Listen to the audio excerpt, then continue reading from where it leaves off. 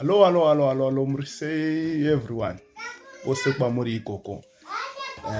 Zita langu ninoitwa Elder David Kanjanda. Ndauya issue yakatenderera chaizvo inozikanwa nevazhinji pamusoro pa Rozi na Simba. Nyaya iyi yakabuda pakawanda. Kwana Tete Tudha, kwana Sekuru Kanengo, vazhinji munoiziva.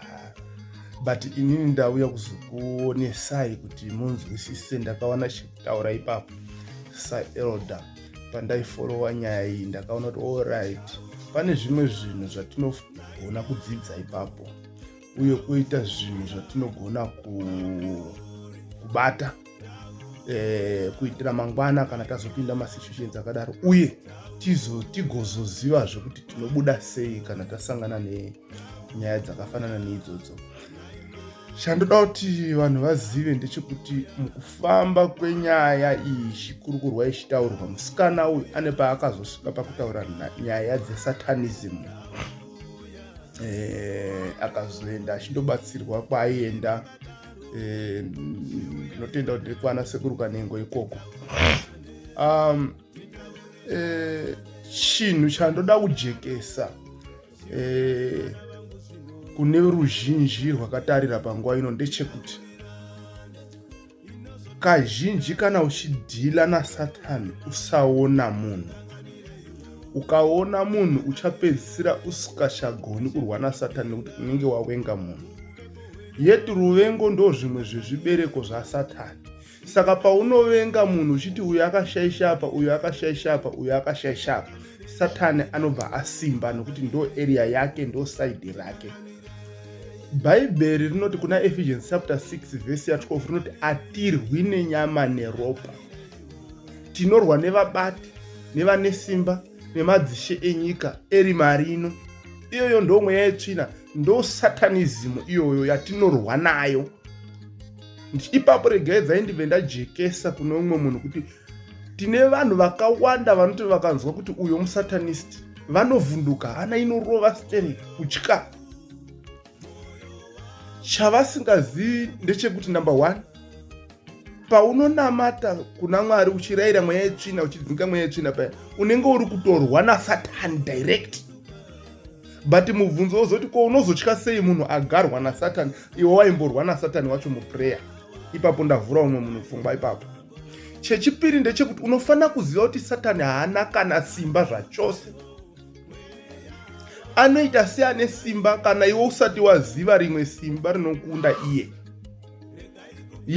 Kana usina rimwe simba uye usina ruzivo, Hosea chapter 4 verse 6 inoti vanhu vangu voparara nekushayiwa zivo.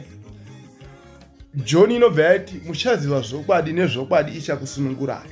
Apa ndoda kuti uzive zvokwadi maringe nesatanism. Ndava changa chichiitika paya pamusikana panhoroondo yake yese inongori satanism. Imi makaona kusungiswa kwa Simba, mukaona hasha dzamai, tikazosvika pakufa kwedzimwe hama namai vacho. Chatisina kuziva ndechekuti foundation yacho yanga ingori satanism. Hasha dzaiva namai idzodzo dzaikonzerwa naSatani, yanga inotori satanism, ndo satanism yacho iyoyo. Saka munogona kuti mai vaimboita sei, ko dokta akazoti sei mwana akabatwa iye asina kubatwa, handiti ndo satanism yacho iyoyo iyo. Chaitodiwa ipo paya ndechekuti munhu apinde mutirongo sezvaakaita izvozviya, apinde mujeri. Apinda mujeri, kazhinji kingdom yaSatani zvainoita kusafa kweumwe, kubudirira kwerimwe side, ndo zvinoshanda zvichiita Satani izvozvo. Kupinda kwaakaita mujeri zvaibhenefita kune rimwe side. Kufa kwemunhu zvinobatsira futi rimwe side. Kupenga, kutorerwa pfungwa zvinobatsirazve kubhenefitazve kune rimwe side. Saka muchiona kuti kune vamwe vanotorwara vakatorerwa pfungwa naSatani dzoshandiswa. Vamwe vanofa. Hamusati makambozwa mamwe matsaona anoitika ekuti panodeuka ropa rakawanda. Ipapapo kingdom yaSatani inenge yatoharvesta vatora ropa nokuti vanoda ropa kukingdom kwavo. Saka kusafa, kutambudzika, kuvhiringika pfungwa, kuita sei whatever zvese zvatosangana nazvo in our lives zvinobenefita kukingdom yaSatani izvozviya. Right.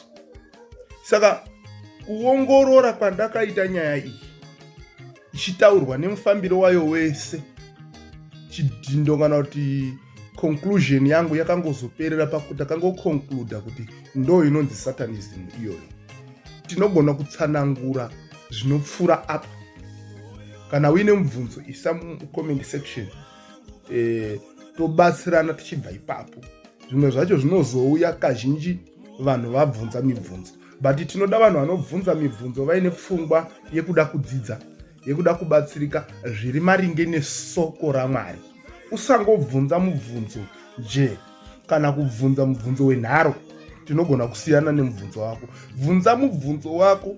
Number 1, ziva kuti bvunza kuti Bhaibheri rinoti chii maringe nezvakati. Totsvaga muBhaibheri toona mhinduro yako, upindurwe neBhaibheri. Ndawa handisi kuda kukupindura ini. Toda kuti mibvunzo yamuchabvunza yese mupindurwe nesoko raMwari. Toda kulinga. Unoziva iyi handiri kutaura inonzi soko raMwari, kuno umwe atobhoikana so nekuda kweBhaibheri. Ndawa ishamu inoshapura Satani.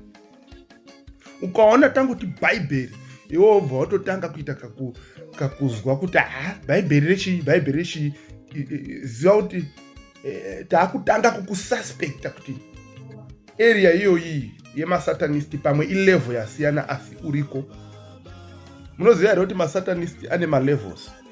Unogona kugara nevanhu zvakatonaka, vanhu vasingazivi kuti uri musatanist, newe usingazivi kuti uri musatanist, but macomments ako anenge angori negative maringe nezvinhu zvesoko raMwari. Waane kaelement, waane kadhat. Mazvona. Saka ndangoti tizivisane kuti iyaiya vamwe vanonetseka, vamwe vakavenga vanhu, vamwe vanosara vakasungirira, vamwe vachiti nhingi akashata chaizvo. No, don't worry, vanhu vese vari right. But mhando yedu imwe chete, Satani ndiye akakonzera maproblems ese. Mwanasikana wedu anga asina problem, mai vake vanga vasina problem, but vakagarwa. Mai vakasvika pakugarwa zvekuita huma mwana wavo. Nanhasi zvandiri kutaura izvozvi zvinogona kunga zviri kutoitika muupenyu hwako. Unogona kunga uri kutotyisa, uri kutotyiwa nehama dzako, uri kutyiwa nevana. Izvezvi unogona kunga uri kuti kana ukasvika pamba vana havana mufaro, vanenge vachiti dai atobva hake aswera ari kwaanga ari. Ndawa wakagarwa. So tati tionesane ipapo, tati tizivisane ipapo, tati tibatsirane ipapo. Panhau iyoyi ndakawana chekudzidzisa maringe nemafambisirwo akaitwa nyaya iyi. Kana paine mibvunzo isa mucomment section, tobatsirana. Thank you.